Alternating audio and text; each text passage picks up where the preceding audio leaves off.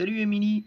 Euh, alors du coup, ouais, comme on parlait d'étoiles hier et tout ça, je me suis dit, bah écoute, je peux te faire une petite vidéo topo en attendant, tu sais, comme ça, si tu as envie de commencer à repérer des trucs, je te montre des trucs faciles.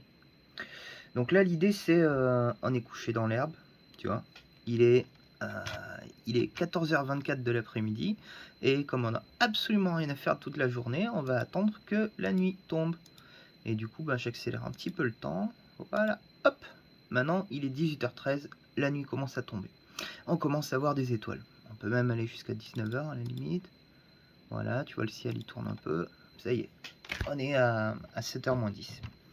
Donc, le premier truc qu'on va voir dans le ciel, pour moi, c'est enfin, le plus facile à repérer. Ça va être cette espèce de triangle ici. Là. Donc ce triangle-là, tu sais, en ce moment il est sud-sud-ouest, mais il est pas très loin non plus du centre du ciel, donc ça va, c'est assez haut pour le voir. Le premier truc qu'on va regarder, pour moi, à repérer, là, c'est cette espèce de croix chrétienne. Là. Hop. Ça a la tête de la croix, le pied de la croix, les bras de la croix. C'est assez grand dans le ciel, assez souvent dans l'année, ça reste vers le haut du ciel, donc ça se repère assez facilement. Et, euh, et voilà. Et donc la tête, c'est l'étoile d'Éneb. En fait, la constellation elle-même, elle va plus loin. C'est-à-dire que ces étoiles-là, elles en font partie. Ça, c'est une aile. Et ici, tu as une autre aile. Et je te présente Hyōga du cygne. Tadam! Magnifique, hein? Eh oui.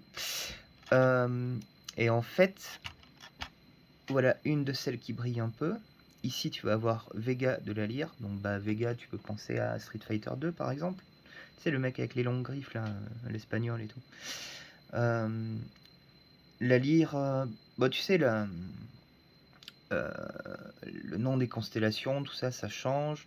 Une des premières cultures méditerranéennes à vraiment avoir avancé l'astronomie, c'était les Arabes. Donc les noms des étoiles sont restés, si tu veux. Altaïr, Deneb, c'est des noms plutôt arabes, hein, je pense à la base. Vega probablement aussi. Sadr.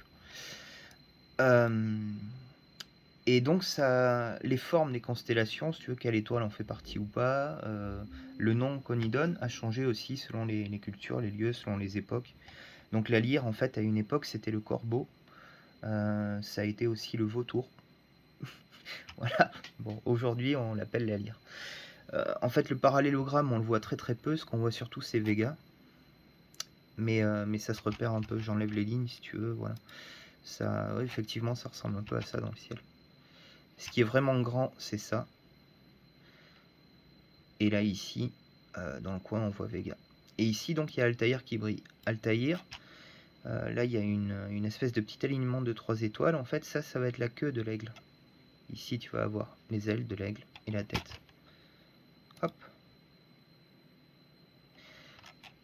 Et donc, voilà ce premier truc qui brille là en bas. Voilà. On voit d'ailleurs, hein, même si j'enlève tout, ça reste un peu les étoiles qui se repèrent le plus facilement. Un autre truc intéressant qui va se repérer assez facilement. Enfin, il faut bien tendre l'œil, mais une fois que tu l'as, tu peux plus le lâcher du regard. C'est un truc tout petit. C'est là.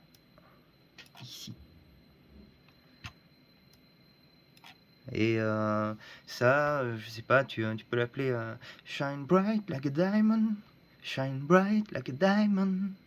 C'est voilà, tu peux l'appeler Rihanna si tu veux.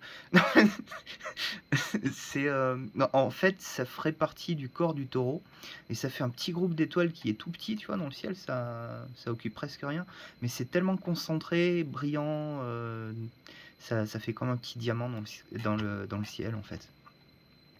Je te trace le taureau pour que tu vois l'idée. Hop. Donc ça serait supposé être le corps du taureau, ou tu peux dire la pointe d'une corne, comme tu veux, la tête, et derrière est attaché le cocher. Et l'étoile qui brille le plus dans le cocher, c'est Capella. Et là, tu as vraiment, en ce moment, du coup, pour 19h du soir, les étoiles qui brillent le plus dans le ciel. Vega, Deneb, Altaïr, Capella. L'autre ici, ça sera Saturne. et elle sera un petit peu comme dans un vide parce que les autres étoiles brillent pas trop autour. Tu vois, c'est assez discret. Ici, tu as la tête d'un des poissons, ça fait ça, l'autre tête du poisson, mais en fait, ça se voit pas. Et tu vas surtout repérer à ça. Alors ça, attends, j'y viens. On commence par celle-là. Ici, tu en as une qui est assez facile à repérer aussi. Là, ça fait un W. Moi, je l'appelle Waterman, comme les stylos. Mais c'est Cassiopée, en fait. Cassiopée, la reine. Ici, ce carré avec la pointe, là, c'est une espèce de maison dessinée par un enfant. C'est Céphée, c'est son mari. C'est le roi et la reine. Et ici, tu as Andromède, c'est leur fille. Leur fille qui, pour sauver l'île, a été enchaînée pour être offerte en sacrifice au Léviathan. Et qui vient la sauver, c'est Persée. Persée, c'est lui. Cette espèce de fleur étrange ou de Y mal fichu. Hop. Voilà, on trace les trucs. Cassiopée, Céphée, Andromède et Persée. Persée, je sais pas si tu te rappelles l'histoire, du coup, en fait, il va couper la tête de Méduse pour l'utiliser pour pétrifier le Léviathan, juste avant qu'il ne dévore Andromède. Et il vient la libérer sur le dos de Pégase. Et Pégase, le truc qu'on va repérer en premier, c'est cette espèce de gros carré. Donc c'est quelque chose quand même qui est assez vaste dans le ciel, tu vois. Ça, c'est le corps de Pégase. Là, tu as la tête de Pégase. Là, les pattes avant. Et à l'arrière, en fait, en prolongement de son corps, tu peux te dire que c'est la queue de Pégase et qu'en fait, Andromède, là, elle est posée dessus. C'est Andromède. Ici, Persée, Cassiopée, stylo Waterman. Et c'est fait. Et c'est donc pas très loin, une fois que tu as repéré le Shine bright like a diamond, shine bright like a diamond. Donc voilà pour cette partie du ciel. Voilà, Capella, donc ça sera le corps du chariot qui est attaché au coraux. Et à la limite, si tu veux monter et continuer à repérer des trucs, mais tu vois, après, le truc étant vaste, là on est dans le corps de Pégase, tout ça. On retombe pas très loin, en fait, déjà d'Altaïr, de Deneb et du Cygne et de Vega. Donc on a une moitié du ciel là, déjà qui est dessiné, c'est pas mal. De l'autre côté, vers le nord, là en ce moment tu vas avoir la grande ours, donc la casserole, je pense que tu la connais, elle est un petit peu connue. En fait ici tu as le nez de l'ours, ici tu as les pattes, c'est un grand truc, mais ce qu'on voit c'est la grosse casserole. Et ce qu'on peut repérer donc aussi c'est, attends je reprends la Cassiopée, c'est fait. Et ici, tu vas avoir ça et ça. Alors celle-là, c'est l'étoile polaire. C'est la queue de la petite ours. Donc là, tu as la grande ours. La petite ours, on voit très très peu la casserole, on voit surtout ces deux étoiles là. Et à la queue ici, à peu près alignée avec le nord, je te montrerai en faisant tourner tout à l'heure, elle reste plus ou moins centrée au nord, c'est pour ça que c'est resté l'étoile polaire. C'est pas exactement le nord, mais c'est vraiment pas loin, c'est un bon repère. Et juste au-dessus, du coup, on peut percevoir une espèce de pont. Voilà. Et ce pont ici, avec la tête, c'est le dragon. Ça, c'est la tête du dragon et le corps du dragon. Et on retombe pile en face sur Vega et la lyre, qui est là. Tu vois, ça, c'est le corps de la lyre et Vega. Je retrace les lignes. Hop. Voilà. Et là, en fait, franchement, on a pas mal du ciel déjà. Et c'est les trucs, je dirais, les plus repérables, quoi. Donc après, on peut s'intéresser aux autres trucs. Ça, c'est Hercule. Au-dessus du dragon, tu vois. Petit ours, dragon, Hercule. Ouais, ça suffit, je pense, pour l'instant. Ça fait un bon repère. Parce que le reste, bon, ça brille pas trop. Je te montre les dessins, si tu veux, avec les noms. Donc là, tu as le serpentaire, en fait, mais qu'on voit pas trop. C'est-à-dire que le bas est sous l'horizon. En fait, il y aurait 13 signes du zodiaque si on suivait vraiment l'idée du cercle de constellation du zodiaque autour de la Terre. Là. Nous, on l'a exclu, mais voilà. Et en ce moment, donc 19h. Alors attends, je t'enlève tout ça. Nous, on commence à parler le soir vers 21h.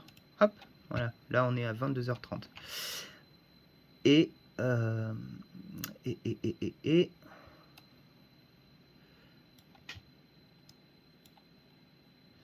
là je vais tracer les lignes.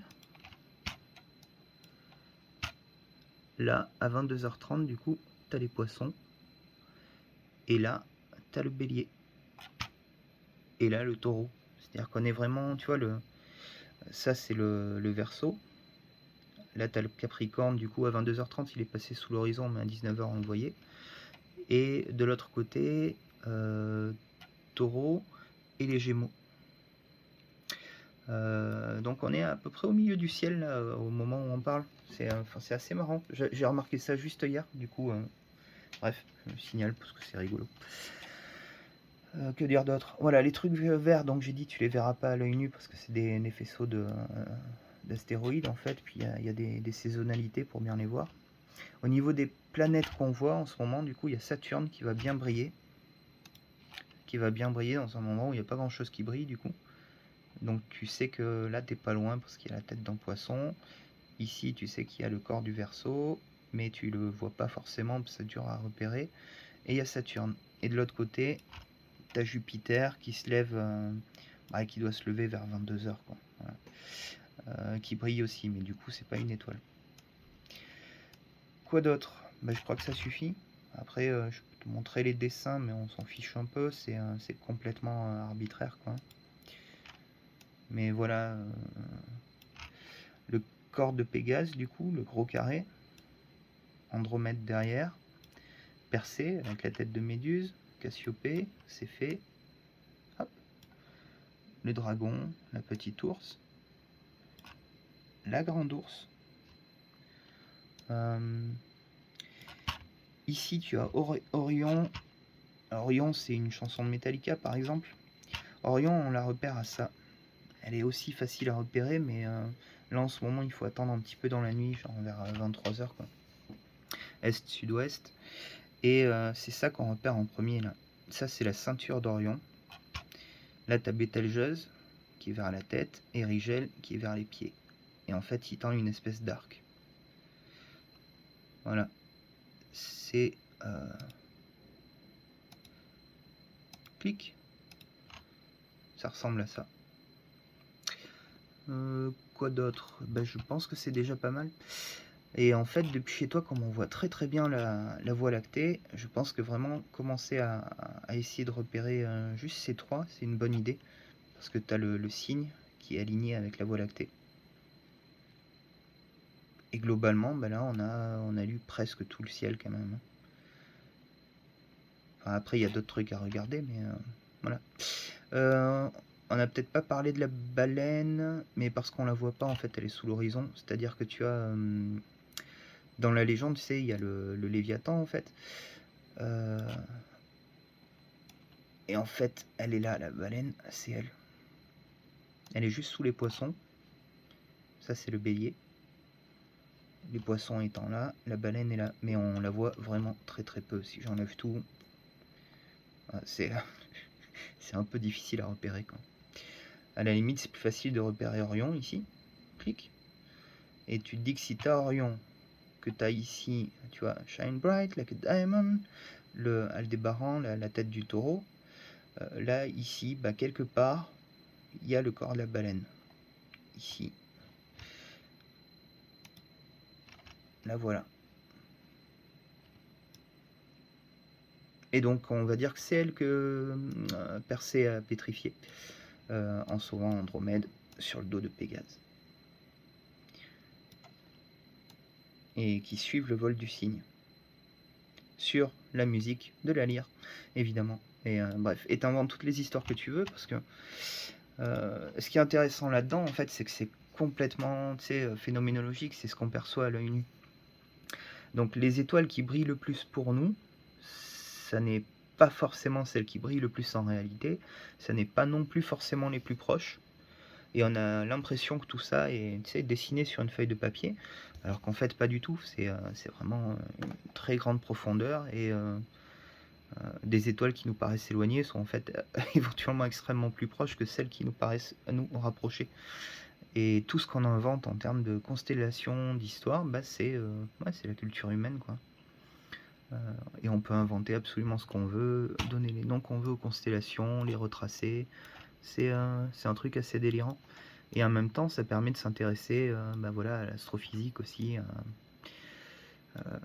Tu vois, par exemple, comment et à quelle époque on a commencé à essayer de comprendre ce qu'étaient les étoiles, s'il y avait des distances, qu'est-ce que c'était. Donc par exemple, le concept de magnitude, c'est vers le 2e siècle avant Jésus-Christ, et c'est Hipparque, hein, il me semble.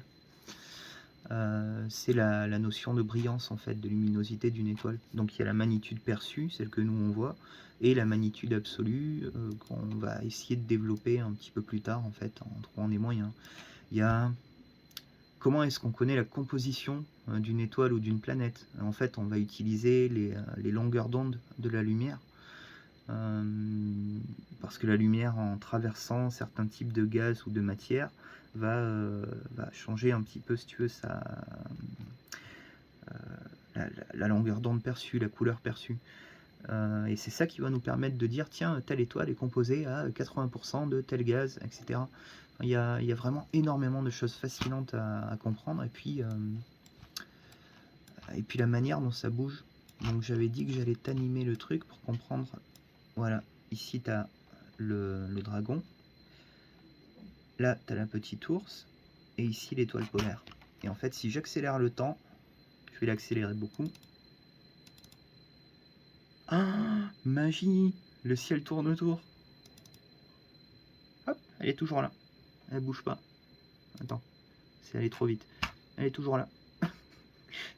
Et là, on est déjà, avec la vitesse que j'ai prise, on est à la fin de l'année. On est au 30 décembre. Elle n'a toujours pas bougé. C'est magique, hein? Voilà, enfin, il y a plein de trucs. Il y a plein de trucs super sympas dans le ciel. C'est même pour raconter des histoires ou pour les lier au passé, les lier aux différentes cultures. Je trouve que c'est un truc. Enfin, tu sais, il y a une magie dans le papier et dans l'écriture qui permet d'approcher une forme d'universalité ou de transmission à travers époque.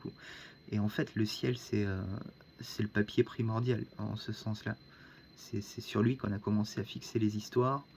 Toutes les cultures ont pas le même ciel, parce que, alors, si j'enlève le sol, par exemple, voilà, j'enlève le sol. Ici, tu as ce qu'on voit dans l'hémisphère sud. Et c'est pas du tout le même ciel. On voit absolument pas le même ciel dans l'hémisphère sud.